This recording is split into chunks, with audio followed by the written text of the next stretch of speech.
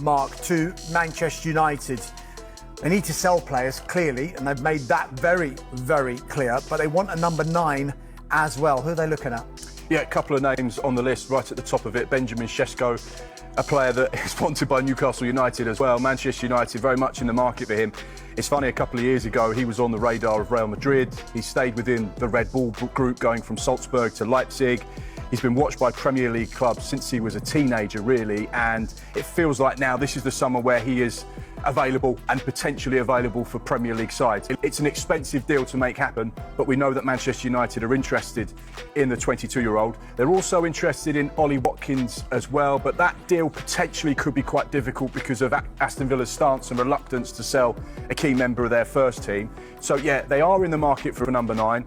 I should imagine they'll get one, but what it looks like at this stage, we're not quite sure, but those are 2 players that are definitely very much on their radar. Yeah, and it's interesting as well because this one has been driven by their recruitment director, Christopher Vivell, who was actually the Red Bull scout at Red Bull Salzburg, and he brought him Šeško in as a 16-year-old.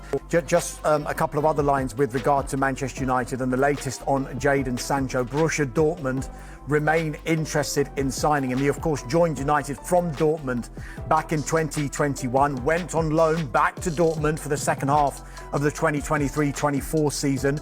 Performed pretty well as well, didn't he? Got into the Champions League final.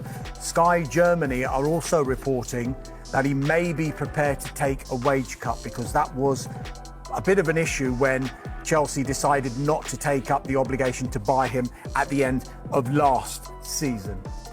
Now, might be some other players who could be on their way in at United as well, Michael. Yeah, this is one we were given yesterday. Now, we must stress this is just interest now. Gianluigi Donnarumma from PSG, the PSG Champions League winning goalkeeper. Now, why is there interest? Well, he's in the final year of his contract at PSG, and they're signing a new goalkeeper, Lille's Lucas Chevrolet. But we are told there's a possibility he might stay and challenge for that spot as well. But look, looking at what United have had over the last couple of seasons, if that was to happen, that would be a huge, huge signing for Ruben Amorim, wouldn't it? Donnarumma. Well, it's the type of player that Manchester United fans want to be associated with. Champions League winner, someone that's coming for a big club. This rebuild over the course of this summer with the Ruben Amorim fingerprint of DNA on that team, and you get the feeling that a player like that, along with Cunha and Bomo, and then someone like Šeško, that would be the type of summer that Manchester United fans would say, this is where we feel like we're back to being what we are. Now we need to start seeing it on the pitch. But in the window, they're certainly making all the right noises. OK, let's rattle through United, because yesterday we reported that the club are interested in the Paris Saint-Germain goalkeeper, Gianluigi Donnarumma. This is big news, isn't it? Dan, just tee this up for us. How far down the line are we with a potential deal here? Yeah, look, I think it's important to say at first that, it's very tentative. United are interested in Donnarumma. And when you look at their goalkeeping situation at the moment, Andre Onana, he is on tour with Manchester United at the moment, but he's out with a hamstring injury. United have had previous interest in Donnarumma in 2017 when he was at AC Milan. He then renewed his contract then. But really at this stage, it's just interest. And Donnarumma is entering the final 12 months of his contract at PSG. We know he's a Euros winner, of course, beating England a few summers ago. And of course, a Champions League winner now with that PSG team we saw at the end of last season. So we'll have to wait and see where United's interest goes, if that turns into a formal bid. But, Jay, I'd ask you, is that where they need to strengthen right away? Definitely. I think most teams, if they could sign Donnarumma, it's going to be an upgrade on their keeper. He's one of the best in the world. I'd argue probably top 3 in the world. Obviously, he won the Champions League last year. He's a fantastic goalkeeper. He's a different kind of goalkeeper to Onana. Of course, we see Onana, even though he had an indifferent season last year, there were some very good moments, but then there was a lot of mistakes, and obviously with them mistakes, it's highlighted. You remember those mistakes. So I can understand why Man United would be looking at Donnarumma. Like I said, he's got a year left on his contract. Is this a situation where his agent's trying to get more money out of PSG? Is it a situation where he might just wait until until the January transfer window, because then he can speak to foreign clubs and then maybe leave at the end of the season on a free. We don't know, but there's one thing for sure, he's a fantastic keeper.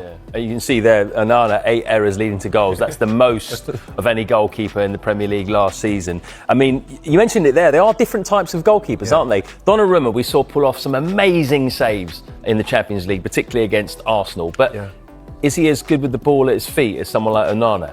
I wouldn't say he's as good with his feet as Onana, but ultimately you want your keeper to make saves. And if you can have a great goalkeeper who's decent with his feet, I personally would take that over someone that's very good with their feet, that don't make a lot of saves and makes more mistakes.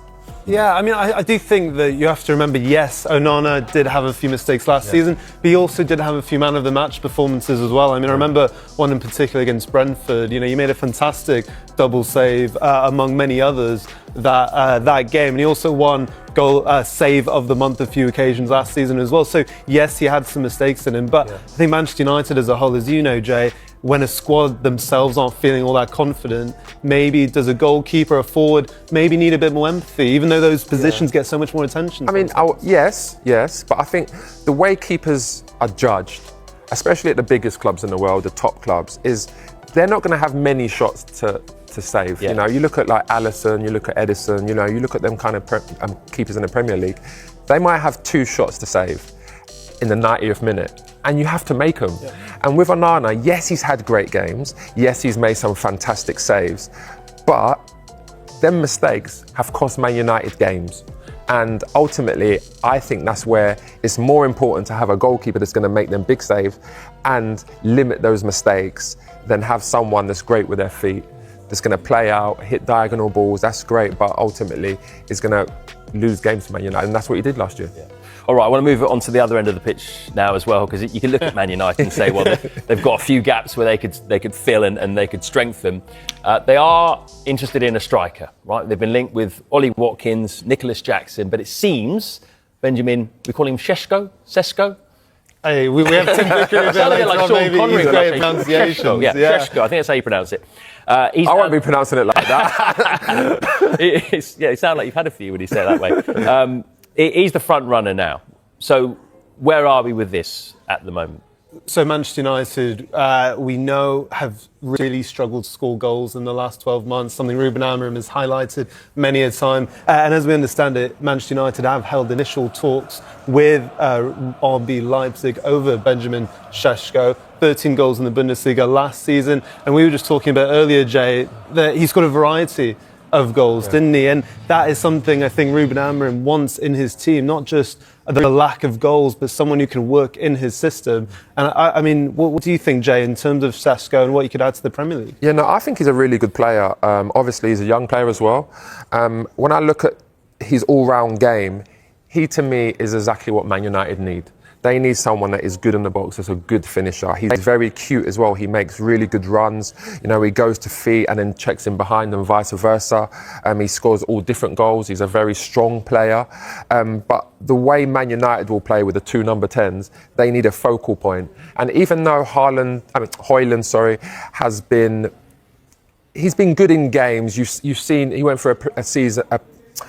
In the part of the season last year where he scored a few goals and he was on a bit of a run. But ultimately, I feel like Sesko could be that upgrade where, especially when they're putting balls on the box from wide areas, he's that kind of fox in the box, but then he's got that imagination as well to get involved in the game a bit more than Højlund does. So where would that leave Højlund then? If Šeško comes in, I know he's